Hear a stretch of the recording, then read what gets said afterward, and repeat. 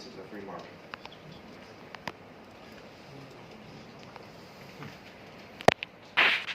Your Excellency, I am Ali Jafar, journalist from Associated Press of Pakistan. I just had two quick questions. Do you think this Ukraine conflict was like a trap for Russia by the America and West? They wanted to drag you in their backyard and fight this conflict in their own style. And recently, the attacks at some installations of the Russian military by the Ukraine of the NATO weapons, what they have damaged they have incurred. Do you think this has highlighted the weaknesses or the chinks in the armor of the Russian military infrastructure?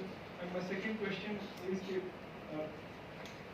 don't you think that Russia, China, Pakistan, Iran, and the Central Asian republics and Afghanistan, they failed to develop a regional platform to have strong economic and political and diplomatic synergy that would have helped them in fighting back the imperial powers, the imperial tactics against their security?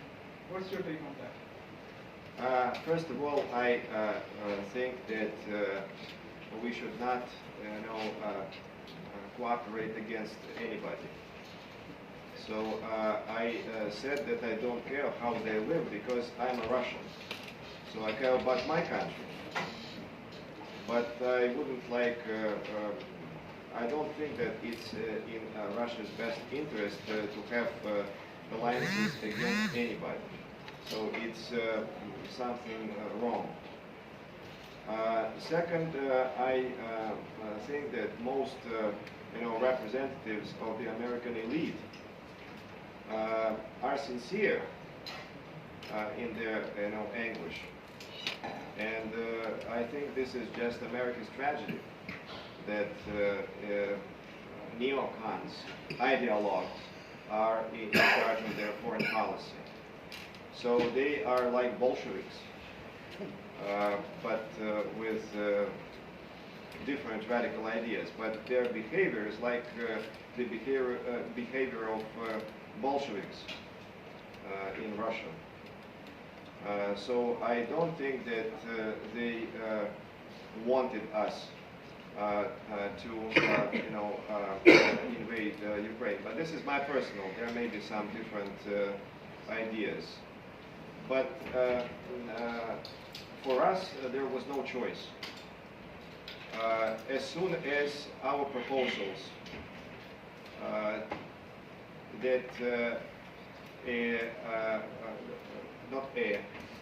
two treaties with one with the U.S.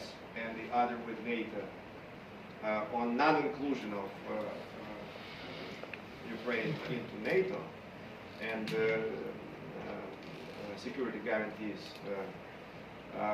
were turned down by the West. We came up with this proposal in December 2021 that security guarantees and two treaties which would stipulate that Ukraine is not a member of NATO were turned down. We were rudely ignored.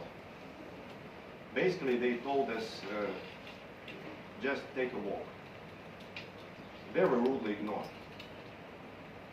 So we didn't have any choice. We had to take some actions. That actions turned out to be the start of this special military operation. But I don't think that the Biden administration, won this war. I don't think so. But this is my personal, I repeat. So we don't know what's in his mind. You could ask him. If he is capable, he will answer you. Sir Nawaz and the person besides Pharaoh, and then take some questions from the Excellency, my question is there any... Take all the three questions only. We can take two at once and then rest. Yes. And I would like to take one question from my compatriot also. We got the Russian journalist here. Okay, Excellency, my question is there any serious back-channel negotiation or engagement going on between Russia and the West to bring end the Russia-Ukraine war? If not, so what is the future of Russia-Ukraine war? First of all, no, we don't have interaction with the Americans. At least I don't know about them. The Biden administration supports this war.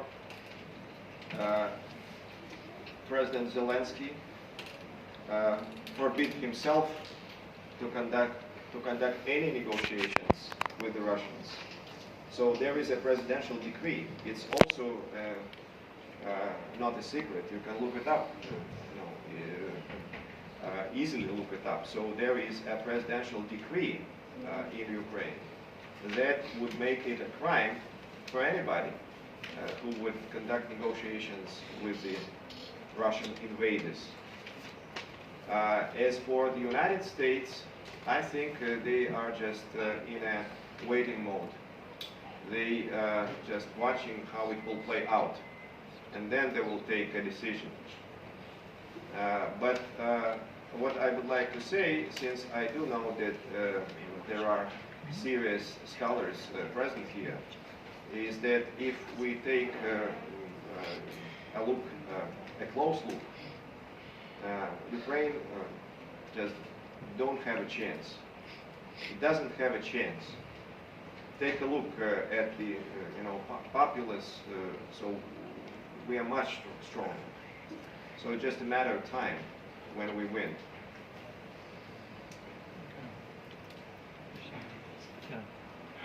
Bismillahirrahmanirrahim. His Excellency, the Speaker. So my name is Shafkat Rasool. I am a MPhil Scholar of International Relations from Islamic University. So His Excellency, I have a question regarding to the visit of Imran Khan, Moscow. So what do you think Imran Khan remove to the visit of Moscow, and I don't see any clear statement from the Russia, and cipher is true, not fake. And second, my question is the behalf of the people of Pakistan, we are looking to visit our Putin to Pakistan. So when Putin will visit to Pakistan? Thank you. As for the decision of my president, you've got to ask this question if you have this chance. The Kremlin itself, because I don't have any right as an ambassador to even make a comment on the decisions of the president. And by the way, the spokesperson of our ministry doesn't have this right either. As for His Excellency Imran Khan, we respect him. We had a very fruitful interaction when he was in Moscow. As for internal affairs of Pakistan, we don't interfere. So it's your internal affairs, and we may have some personal likings or dislikings. I will keep it to myself, because I'm a foreigner here, I'm your guest, and I don't have any right to comment who's right and who's not. But Imran Khan is a legend. He is, I suppose, a 1992 cricket champion, captain of the team, of the national team, so he is a legendary person here and abroad. And he, in my view, is a very honest person and very courageous. And we like that we had this chance of interacting with him and his ministers. So this would be my response.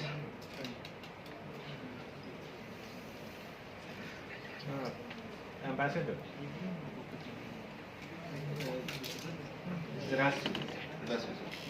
So this is I am Ambassador Sajjad. You have, to a certain extent, given something about BSDI, Bal Vaccine initiative. And in fact, our Pakistani foreign minister earlier requested, your foreign minister, because it has stabilized grain price all over the world. And recently, Mr. Putin met Turkish president, and he again requested continuation of this. So what I understood, it means that it is now settled no more further ESCI, as per your discussion. The other thing is that in your intro, you said that Russia wants parity, that is, the relationship between Pakistan and India, Russia sees it as equal. But we do not see any vibrancy between relationship between Pakistan and Russia. So what steps or suggestion would you give so that our relationship would become more stronger, cohesive and multi-directional, keeping in view the current situation in your country and in Pakistan too and in the region? I think we are doing exactly what we should do. And no matter who is asking us, the Turkey government or the Pakistani government or the United States government, we want that our partners implement their promises. That's it. We are not a charity club. Second, as for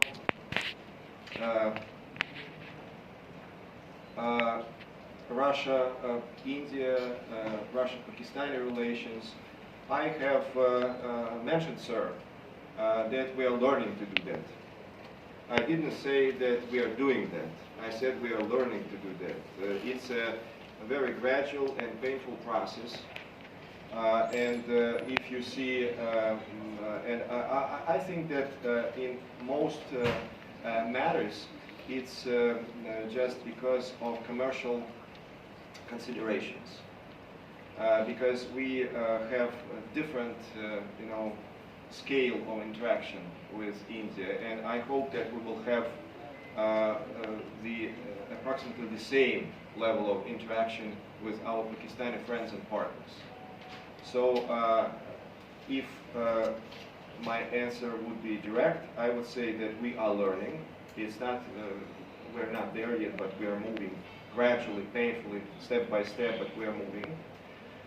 And second, that the intensity of partnership with India is much more tense, much more close, because of the volume of joint projects. And here, sir, I would like just to voice one practical idea, is that we got to have some independent payment infrastructure between Russia and Pakistan. We cannot be, dependent on any third country. So, but this is a task for our financial authorities, of course. And I have always been telling this, that we need to build this separate and independent payment infrastructure that could allow us to trade. For example, when I retire from the diplomatic service, I would like maybe to import your mangoes to Moscow. How shall I pay for this? It's impossible because of Uncle Sam, or because how they call it, it's the new expression that the rich man north of Richmond. Yeah, those guys, I mean, the ruling elite of the U.S. So we should not be dependent on anybody, on Uncle Sam or whoever. That would be my response, sir. We'll now have 3 questions. One is from Faizan, then we'll come to Hamza and Dr. Bugan, and then we'll have another round. And the Russian journalist. I think the first you should take the question. The Russian journalist. Thank you very much for this opportunity. Ruslan Bikniyaz with Afghanistan Service. Excellency, I have 2 questions for you. First one is that in August there was an opening of Russian language program in Alumni University. which you also participate in, and this opening. And you told that we are at the beginning of the long and fruitful way of cooperation in the education sphere. So the first question, could you please tell us about the education programs which we have now between Russia and Pakistan, and what actually our prospects are? Second question is related to regional sphere, as that we see that under sanctions Russia had to go more close relations with eastern countries. So there is now a long way is developing, which is international trade route north and south. So what do you think prospects of Pakistan in terms of north-south trade route? Thank you. Thank you so much. Always happy and privileged to interact with our leading agency, Airbus. It's our leading agency, and thank you so much for coming here and asking these questions. As for Pakistan's participation in transit routes, I believe that it's just inevitable, and it will be successful. And if we take different names, such as CPEC or Pakistan's initiative on connectivity or our north-south, basically we are talking about the same routes. So definitely Pakistan should and will be an integral part and effectively functioning part of those transit routes. As for the position of the Russian language here, I'm very glad that we started this expansion of the presence of the great Russian language. It's no less great than the English language. So we started this movement. We are very grateful to the Pakistani side, to the Pakistani government, to the Pakistani universities for accommodating our proposals. Yes, we opened an open education center. It is called an open education center on the basis of Allama Iqbal University, and it provides both online and in-person education. Mostly these are language courses, and we believe the number of students will be in hundreds. And I think as a first step it's okay. Later, as soon as we have closer interaction, probably we should expand those language exchanges, because we got to learn Urdu too. So this is a two-way traffic. So we got to learn Urdu too. So we have to strengthen the position of Urdu in Russia, and vice versa, the position of the Russian language here. I do know that besides this open education center, which is being financed by the Russian government, we will have an increased number of state scholarships, because Russia grants scholarships at a governmental level, and I suppose it's around 50 a year. It's a drop in the ocean. A drop in the ocean. It's also financed by the government.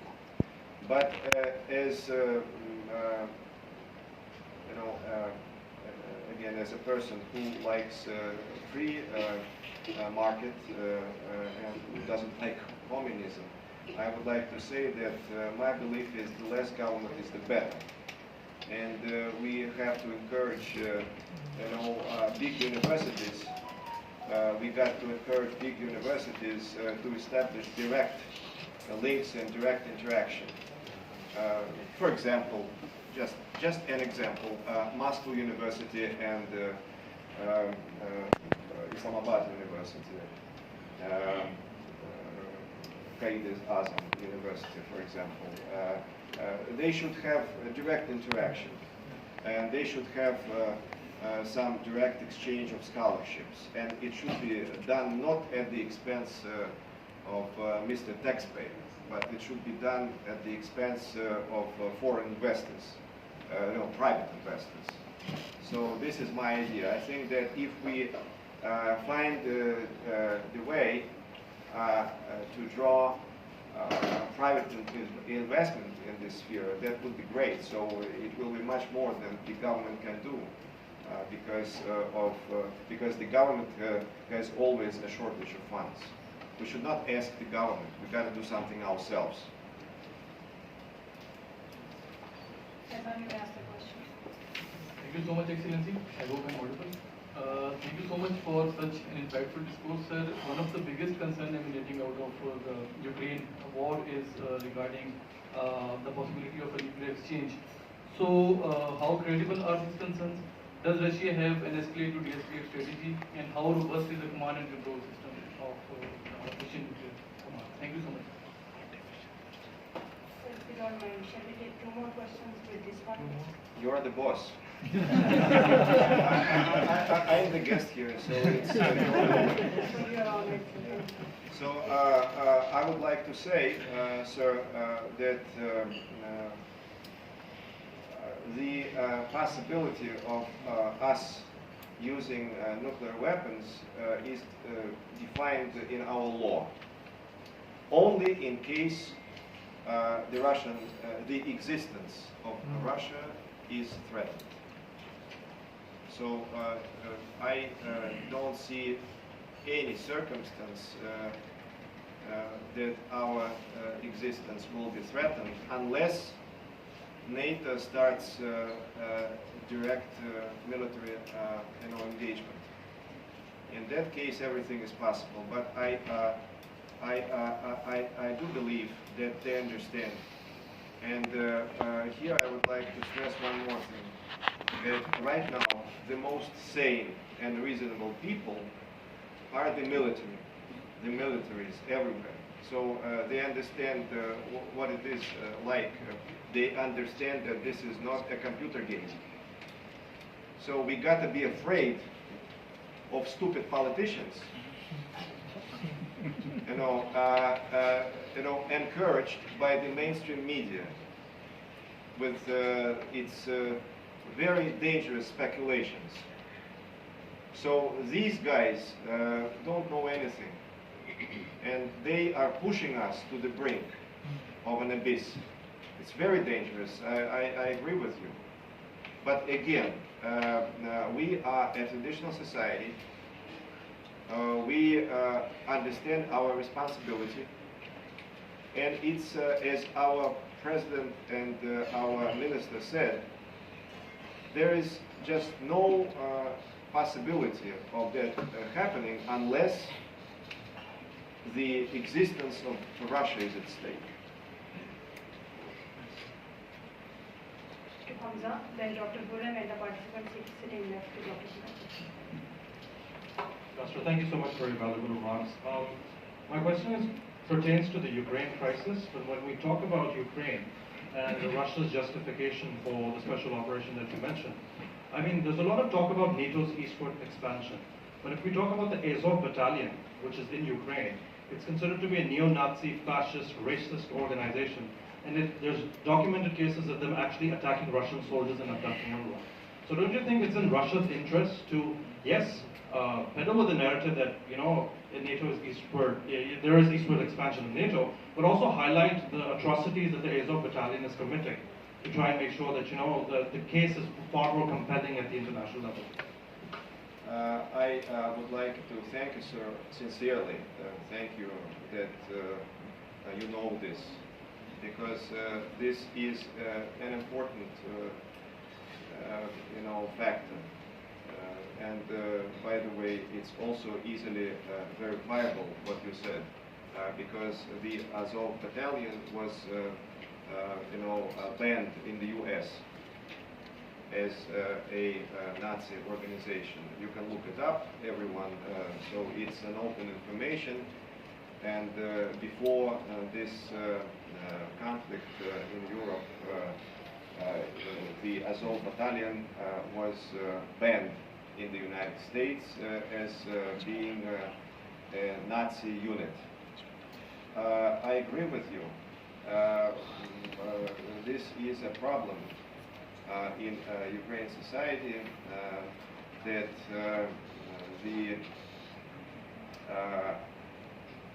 those who overtook and who came to power in 2014, and that was, by the way, not via elections, it was via a coup,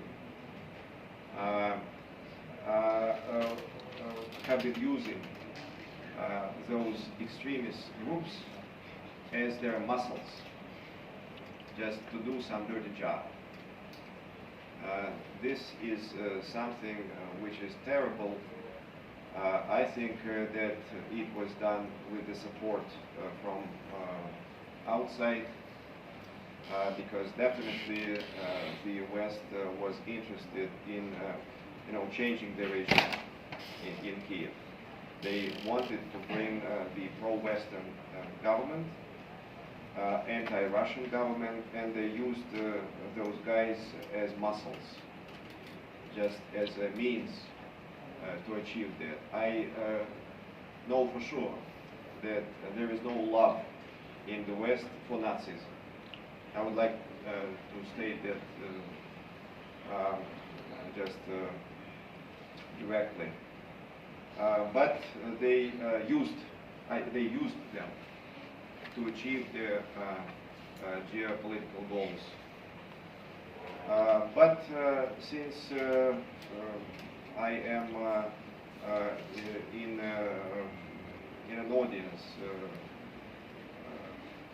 who is much more competent than me, because there are, first-class researchers here. So I just decided to voice as principal things which would reflect our specific, perspective. So I'm not lecturing anyone. So I understand who I'm talking to.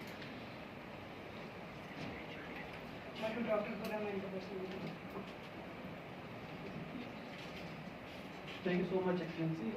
I have two quick questions. The first question is about how does Russia looks at the recognition of Afghan Taliban?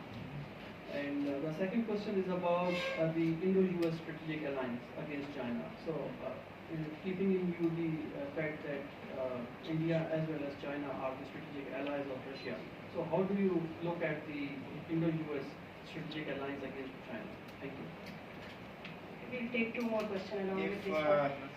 If we are talking about India-US relations, what can we do? We just have to enjoy the ride. So, but I sincerely believe that Russia is able to offer something which the US cannot. So I believe in my country. I believe in its growth, and I think that we are pretty much, ready for competition with the US. I also believe that India is in nobody's pocket. India is in India's pocket. So, and they will be cooperating with other countries if it suits their own interests. So, again, we definitely don't like too much rapprochement, but it's something we cannot influence. But we are confident that we are ready and will be ready for a competition. As for recognition of Taliban, this should be an international decision. So we already have the experience when 3 countries recognized Taliban, and we know what came out of it. So we are interacting interacting on Afghan affairs with regional countries, including Pakistan. You have excellent envoys, very competent, and I think we should, consider that issue from the platform of regional states. It should be some common approach. And but what I do know is that we cannot, use some coercive methods, because coercive methods do not work. We know that. We got to be very patient. We got to be very delicate, I would say, in reaching out to the new Kabul authorities. So that would be my answers.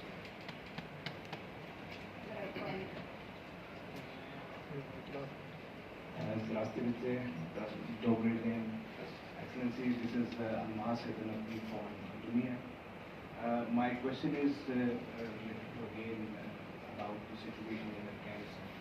Pakistan and Russia both are concerned, especially about the situation of terror threats from North Korea.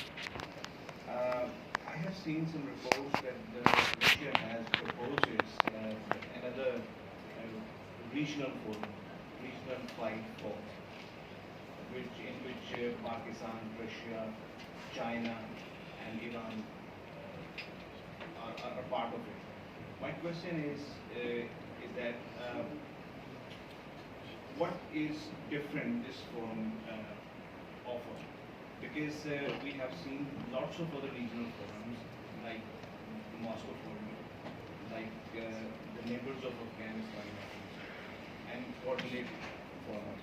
And there are two other CSTO and STO also taking the situation of Afghanistan.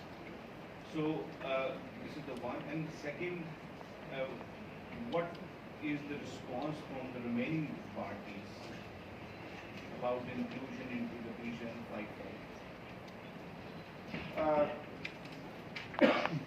Definitely, we regard the Moscow format as the leading format on Afghanistan. At the same time, we actively participate in the format of neighbors of Afghanistan. So these are two main initiatives, and we participate in all of them. As for the 5 countries, Russia, Pakistan, China, Iran, and India, they never gathered together. So our vision is that in the future, when certain countries, remove their objections, we could, also invite New Delhi. But right now, we've had a number of meetings in this format of 4 countries: Russia, Pakistan, China, and Iran. And we consider these countries as a core group. We've not considered that some kind of alternative. So it's a core group. It's the regional leaders, which have a key role in promoting the regional agenda. So we hope that we are acting as leaders in this sphere. Russia, Pakistan, China, and Iran.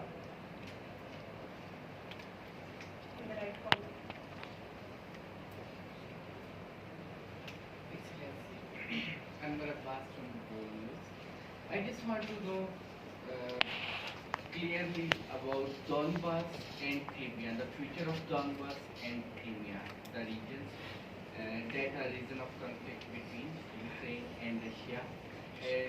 What will be the future in current scenario? Crimea has always been Russian, at least in the last century. So basically, before 1952, it was officially Russian territory, and then our leader, Soviet leader Nikita Khrushchev, just presented Crimea to Ukraine, which used to be at that time a Soviet republic. So it didn't matter much because it was within the USSR, and we didn't know that the USSR will kick the bucket. Yeah. I would say, I'm not saying this, you will understand what I mean. When we reunited with Crimea in 2014, there was no single shot in the peninsula, which clearly states that people are pro-Russian. So, two factors, the support of the populace, the population of residents of Crimea, and the Russian military might. So two, the populace and the Russian military might make me optimistic that Crimea will be Russian forever, at least for as long as Russia exists. As for Donbass, as for Lugansk, as for two other regions of Ukraine which were annexed and proclaimed Russian regions, we shall see, we will live, we will see, as the Russians say. But these are Russian-speaking areas. And I think that a majority of those people living there support Russia. I cannot, because I got to be honest here, because people understand when they're lying, right? So I don't know. I don't know the percentage, but my feeling is that the Russian-speaking areas support Russia.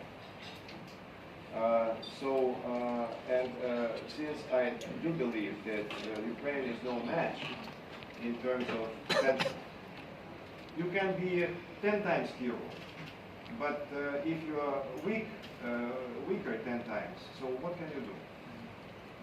So what choice do you have? My belief is that we will end this conflict on our terms. So that would be my response.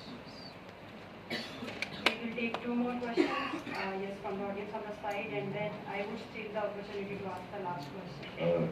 Dear Excellency and the I want to know what is the possibility of President Putin's visit to Pakistan, as it was in 2010 and later it was cancelled. Now when our Prime Minister will speak Kremlin, and we have given many other gestures, including the West and USA as Pakistan to condemn the attack or war, whatsoever we say. So what is the possibility of President Putin to visit Pakistan? I'm sorry, but I have to repeat my answer to this question. That I cannot comment, for the Kremlin. I hope, as an ambassador, that a decision is taken and my leader could come here sooner than later, and it would also be an experience for me. You understand? But I cannot comment. I cannot answer for the Kremlin. But at the same time, I will tell you this, sir. We have to work, and we have to make something substantial, so that this visit, full-fledged visit, could materialize. As for the meeting between, for example, your Prime Minister and Putin, it was not in Moscow. The latest Prime Minister, His Excellency Shehbaz Sharif, he was not in Moscow at that time. He met President Putin in Samarkand. So it was on the margins of NSCO summit. Okay. But we know where Imran Khan is right now. So this is why I switched to the latest interaction of our presidents. But if to the point, I don't know. The decisions of that caliber are being taken by a big president, and I do know that for that to happen, we should have something tangible. Your Excellency, you said that your belief is that Russia will end this conflict in Ukraine on its own terms. Could you elaborate a little more what those terms would be? Again, I'm not the commander-in-chief, but I believe that we will be in the driving seat when we will have these interactions. I don't know what the exact deal will be. I don't know that, and nobody knows. If you ask the Americans, they will tell you they don't know it either. So what they know, and when they're being asked, by the way, I mean the White House, the Pentagon people, they're saying that what's going on, we will see, there is heavy fighting going on. So that is their response. Nobody knows. When I said that I believe, strongly believe, it's a firm belief, I have no doubt that Russia will win. It's not because I'm Russian, but because of my analysis. I compare the potential, and I don't see any physical possibility for Ukraine to win, even if they are all heroes, even if they all are ready to die. They don't have even, if you calculate, if you compare the number of people living in our countries, you will see that they have much fewer people. So this what I meant when I said that on our terms. So I understand that there will be some kind of negotiating process. But what I'm saying is that it will not be us who are dictated to. So probably we will have what we want, so it will be something which both sides would agree to. Because otherwise, we understand that both sides should agree to a deal, otherwise it will all start again.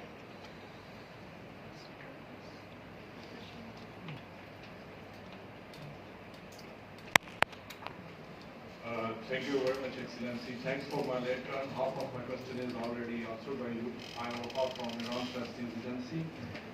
The rest of question is that when we talk about the Russian platform, it's a good thing you are talking about few countries. Will you take on platform the other countries? Like two countries have the fourth government of Pakistan ambassadors, like Pakistan and the other states. When we see those borders, the problem is started almost there. The Pakistan border has the problem. So my question is that what about those countries which have still the ambassadors from the post-Afghan government, and what about the countries who have the Taliban ambassadors, like a couple of countries, Pakistan, Iran, and others? Thank you very much. As far as I understand, we have the same level of interaction with the Taliban regime. You have first secretary in Islamabad, we have first secretary in Moscow. I don't think that I don't think that some diplomats against who are operating in Western capitals can represent anybody. So it's the past. So there is no Ganich. So we have a new government in place. We have a new regime in place. So this is just a political stint, a political gimmick. Two things. I believe that we should accept reality and be realistic and pragmatic in everything. We've got to be very cautious in interacting with the Taliban government because these are proud people. These are people who kicked out the Western superpower out of their country. So we got to understand this, that they are winners. And we got to be very delicate, and we got to act as one. We got to act from the regional platform, because we need a stable Afghanistan. We need a terror-free Afghanistan. So, and here being an ambassador here, being the ambassador here, I feel that we are on the same page with our Pakistani partners. I understand that there are more questions, but due to the paucity of time, we would not be able to take more questions. And if I may ask, sir, I understand it's on a lighter note, so it will not take long. You can. So you said that Russia is no longer a communist state, and you are fond of free market and not communism. So would you also like to see a change in leadership in the future following a democratic, process elections? And would you foresee a democratic setup in Russia? I understand that we don't have a communist state anymore. So this is different. We have a president who is being supported by 8% of the population.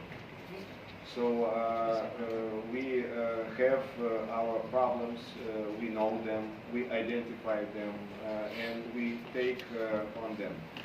So I would agree that the change of generations will make it inevitable that Russia will be completely different from what it used to be. So I have a Soviet psyche. I can't do anything about it because I was born in the USSR. But I understand that it's extremely good that we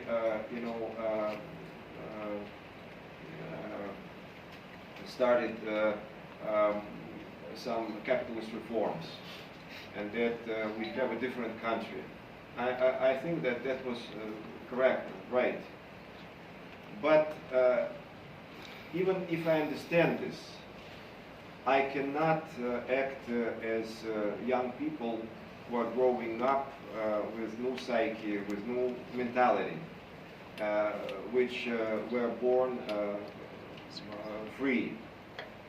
So this is a gradual process in terms of some features of economy, of political system. We have a different society now, but the completely new Russia will emerge as soon as people who are going to kindergartens, and who never knew who Lenin was, come to power in Russia. So this, what I meant, it's a gradual process.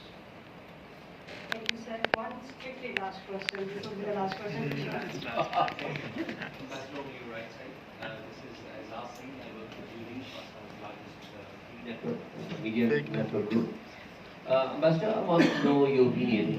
What, in your opinion, which group is the biggest threat to this region? Americans claim that they have dismantled Al-Qaeda, but still there are footprints of Al-Qaeda over here. Daesh is also over here. TTP is also the biggest challenge to Pakistan.